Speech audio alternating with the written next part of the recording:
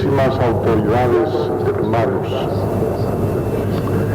celebramos esta misa funeral por el eterno descanso del alma de nuestro venerado y querido señor obispo de Palencia, de nuestro venerado y querido don Anastasio Granados.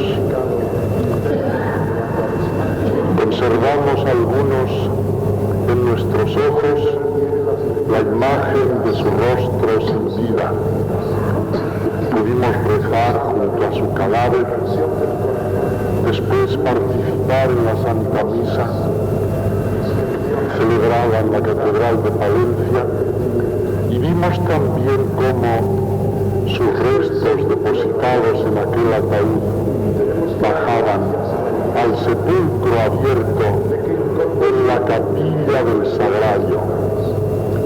Solamente faltaba allí una imagen de la Virgen que llevara ese nombre, Virgen del Sagrario, y nos hubiera parecido que estábamos en Toledo. Allí estabais vosotros, autoridades de Toledo, ayuntamiento y diputación, de los que me consta que habíais querido también organizar aquí un funeral, y os habéis unido con nosotros en el común afecto y en la idéntica voluntad, puesto que lo recordáis con el inmenso cariño que pusisteis cuando fuisteis padrinos de su consagración episcopal. Os habéis querido unir con nosotros y juntos las autoridades de la ciudad y de la provincia, con el cabildo y los sacerdotes de la diócesis, venís aquí con nosotros a rezar y a dar testimonio de vuestro recuerdo y de vuestro amor a aquel que fue pastor insigne de todos, aquí y más tarde en la nueva diócesis que la Santa Sede hubo de encomendarme. Estáis también sacerdotes, lo mismo que estuvieron allí muchos, los que le recordáis movidos por los sentimientos de la amistad y de la gratitud, o simplemente de la fraternidad en el mismo ministerio. Y algunos seglares de Toledo, de Talavera, de Espinoso del Rey, su pueblo natal, de otras parroquias, también estaban allí. Hemos vuelto a reunirnos todos, presente también la primera autoridad de la provincia, y no falta ni siquiera que acaban de llegar en este mismo instante, según nos comunican, algunos de sus familiares, los sobrinos a quienes vimos allí, hombres. Esta es la ciudad en que él trabajó tanto. Esta es la diócesis y la tierra en que él nació, a la que él tanto amaba. Y es lógico que nos reunamos en esta catedral con lo que unían vínculos tan estrechos.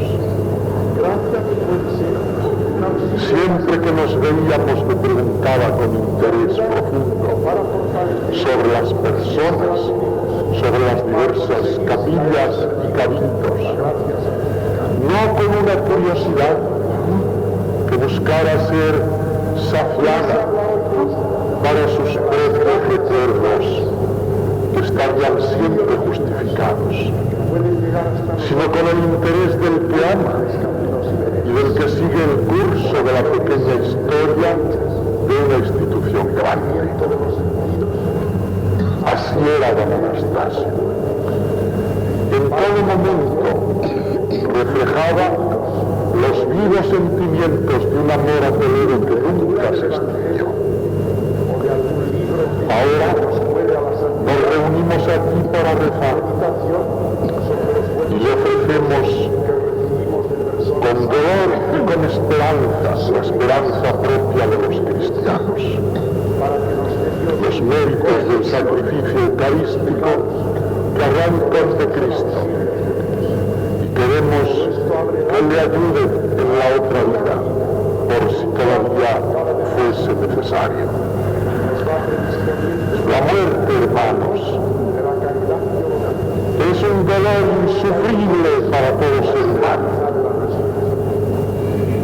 Es un túnel, un enigma sin solución, para el que se aparta de la órbita de la fe, que nos coloca como criaturas ante Dios omnipotente y como cristianos ante Cristo Redentor, que ha muerto por nosotros y ha resucitado para garantizarnos la resurrección y la inmortalidad.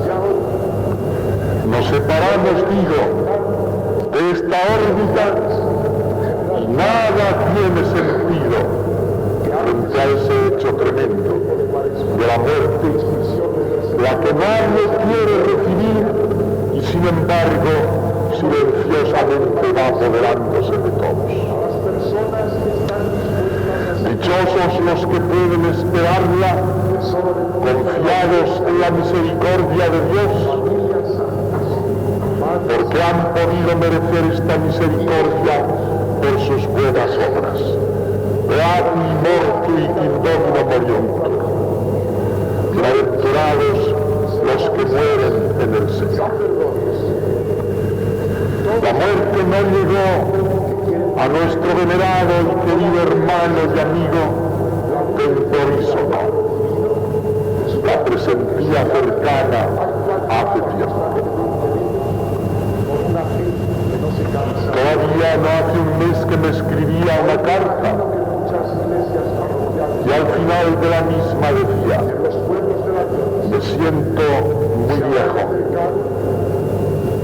Noto con frecuencia un dolor en el brazo izquierdo y en el pecho que me hace temer que se me repita el infarto que sufrí. Yo le contesté a vuelta de correo para decirle que se retirara a descansar 2 o 3 meses, lejos de todo problema y conflicto.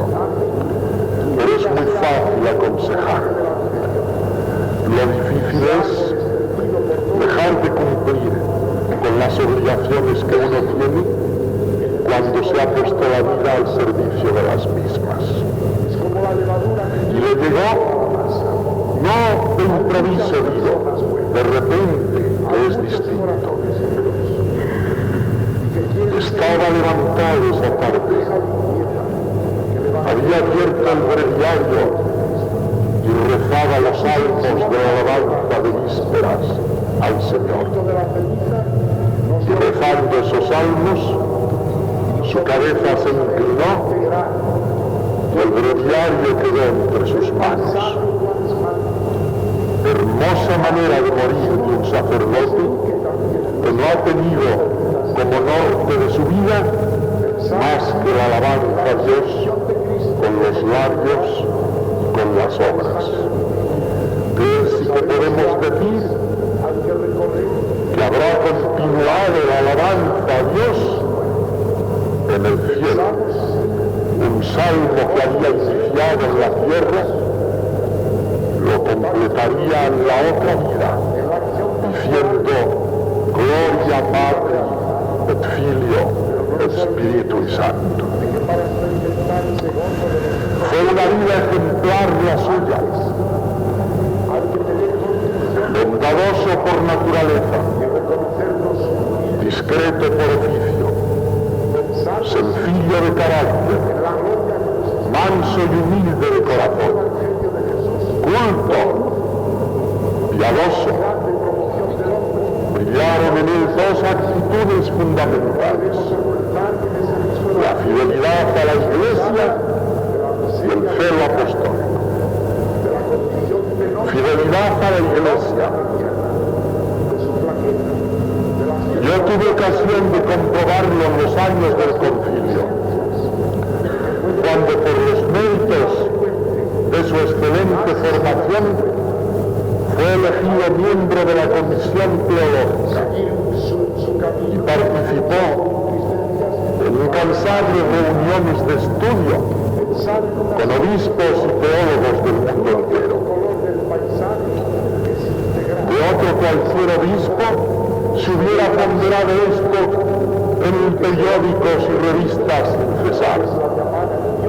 A don Anastasio le acompañaba porque brotaba de él como un perfume la humildad, y se enorgulló de ello y se molestó porque no se comentara después como era de él. Pero allí en sus trabajos, después en sus escritos, antes en sus servicios a la Iglesia de Toledo, siempre se mantuvo en los límites de ese honor del sacerdote que es la fidelidad a la Santa Madre Iglesia. Él no cayó en el aventurerismo de las soluciones precipitadas en el orden doctrinal, tantas veces generadoras de otras soluciones peores en el orden pastoral. Él sabía conciliar lo viejo y lo nuevo, y el que había cultivado mucho tiempo antes la reflexión sobre la Iglesia en su cátedra de teología aquí, en el seminario de Toledo, supo muy bien armonizar la nueva visión que de la Iglesia presentaba al concilio, extraída de la vieja doctrina, puesto que nada se inventaba, simplemente se aclaraba más el depósito doctrinal que venía hasta nosotros desde los primeros siglos.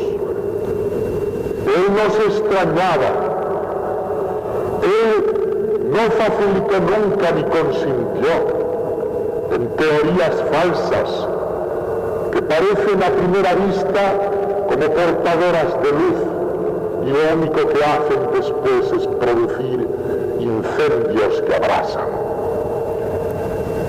Sus escritos pastorales más tarde siempre han llevado este sello. Eran cortos, didácticos, muy bien precisados, con estilo sencillo, con densidad teológica, con unción piadosa. Así puede y debe escribir un obispo. Y esta fidelidad se veía viva acompañada continuamente por la otra virtud, el celo apostólico. Vosotros sois testigos privilegiados en esta ciudad a la que él tanto amó. En la cuña del arzobispado, como secretario y colaborador íntimo de los cardenales Román y Blay de Miel, en el seminario con su cátedra, en la parroquia mozárabe, en los confesonarios de múltiples iglesias de Toledo, aquí más tarde en el Cabildo, luego en Palencia, cuando llegó a esa diócesis con las energías ya quebrantadas, como consecuencia del inmenso trabajo pastoral que aquí realizó, sobre todo el que le exigió la repetida visita a tantas parroquias de la diócesis, predicando sin cesar, participando en las fiestas de los pueblos, animando a las comunidades religiosas, recibiendo continuamente las visitas de los que acudían a él en busca de consejo y de consuelo. En esa nueva diócesis a la que llegó para asumir la responsabilidad que la Santa Sede en la última etapa de su vida, con las energías quebrantadas ya, siguió haciendo lo mismo. La recorrió, visitó las parroquias, habló incansablemente con los sacerdotes en esta hora difícil que vivimos los obispos y el clero, en que todo está sometido a una confusión que fácilmente precipita determinaciones enojosas. Tantas veces hay que acogerse a un silencio que no es dilación, sino paciencia ilimitada, hasta que se haga la luz, sin poder tomar resoluciones más que las que aconsejan ante el Señor, puestos en oración, los ejemplos buenos de unos y de otros, porque desde el punto de vista de la disciplina, todo se ha quebrado. Visita pastoral, digo, trato con sacerdotes, escritos, predicaciones, y luego esos dos detalles complementarios que revelarán para siempre la grandeza de su figura episcopal. En una diócesis que acaso se distingue más que ninguna de España por los tesoros de arte religioso que guardan sus iglesias, supo estimarlo como el tributo de la fe de los siglos al misterio de Dios y de Cristo, presente en la historia y la civilización. Y se esforzó por ampliar las salas de ese museo diocesano palentino, tarea que le mereció la distinción del Estado, precisamente como reconocimiento a su distinguido servicio en este campo de las bellas artes. Y por si alguien pudiera pensar que se detenía en una tarea tan justificada como eso, pero al fin y al cabo aséptica y fría, en relación con el momento pastoral que tenía que vivir, junto a este detalle de su vida, ha aparecido el otro, el que revela un carácter audacia que nace sencillamente del amor. Se lanzó a la construcción de una gran residencia de ancianos, para poder ofrecer cobijo, él que sentía tanto la delicadeza en su alma, a los que menos protección reciben, no ya de la sociedad, sino de sus propias familias, porque este es el drama de los ancianos de hoy. Hasta de las familias les expulsamos. Y la Iglesia que antaño en otros tiempos abrió templos y escuelas cuando nadie lo hacía. Ahora, aún reconociendo lo que en estos años se ha venido y sin duda seguirá haciéndose, desde el punto de vista de la seguridad social por los ancianos, ve que todo es poco y que siguen afligiéndose el corazón de tantos hombres y mujeres desvalidos que ya no encuentran el amparo familiar. Y él, con ese gesto que tienen las almas delicadas, atinó, apuntando a un problema que merece las preocupaciones pastorales, pero que consumió también las pocas energías que le quedaban ya. Junto a todas las demás tareas apostólicas, quedarán en Palencia esas dos obras, reveladoras de una aristocracia espiritual propia del buen sacerdote de Cristo. El respeto al arte que canta las glorias de Dios y de la Iglesia, y el amor al anciano, es decir, el amor al hombre, para predicar con hechos sin necesidad de palabras, que el reino de Dios empieza en este mundo. Cuando unos y otros como cristianos tenemos que preocuparnos cuanto nos sea posible de atender las necesidades de nuestros hermanos, los que sufren, niños, enfermos, pobres, ancianos, etc. Estos son recuerdos que brotan fácilmente del alma de quien ha conocido a don Anastasio y le ha querido. Yo tengo otro todavía no lejano que indica igualmente cómo apuntaba él a lo esencial, el seminario. El pasado año, moviéndome una vez más en este afán que domina mi vida en Toledo, la de procurar que no nos falten sacerdotes para esta España que se va descristianizando sin darnos cuenta. Pedí al clero de la diócesis que ellos mismos, aparte de los donativos de los fieles, ellos mismos aportasen una cantidad, la que pudiera cada uno, para crear una beca que llevara el nombre de Cardenal Play de Miel, en memoria del centenario de su nacimiento que habíamos celebrado ese año 1977. El clero de Toledo ha respondido con un sacrificio y generosidad que le honra, porque ha aportado entre todos, con economías muy débiles la mayor parte, 850.000 pesetas para fundar una beca a perpetuidad. Y mi carta llegó también a obispos preferentes de esta diócesis que hoy rigen otras.